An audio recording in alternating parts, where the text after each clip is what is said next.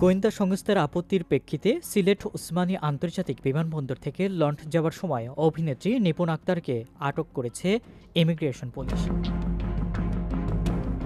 শুক্রবার 10 জানুয়ারি সকালে সিলেট ওসমানী আন্তর্জাতিক বিমানবন্দর থেকে বাংলাদেশ বিমানের বিজি 201 ফ্লাইটে যুক্তরাজ্যের উদ্দেশ্যে যাওয়ার সময় তার পাসপোর্ট অফলোড করে দেয় ইমিগ্রেশন পুলিশ।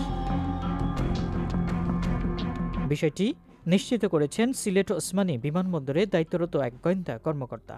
নাম প্রকাশ না করার শর্তে তিনি বলেন, জাতীয় গোয়েন্দা সংস্থার আপত্তির প্রেক্ষিতেই শুক্রবার সকাল 9টা 20 মিনিটের দিকে সিলেট থেকে লন্ডন গমনকালে ইমিগ্রেশন পুলিশ চিত্রনায়িকা নাসরিন আক্তার নিপুণকে ইমিগ্রেশন কর্তৃক অফলোড করে ফেরত পাঠানো হয়। তাকে এখন পর্যন্ত আটক কিংবা গ্রেপ্তার করা হয়নি।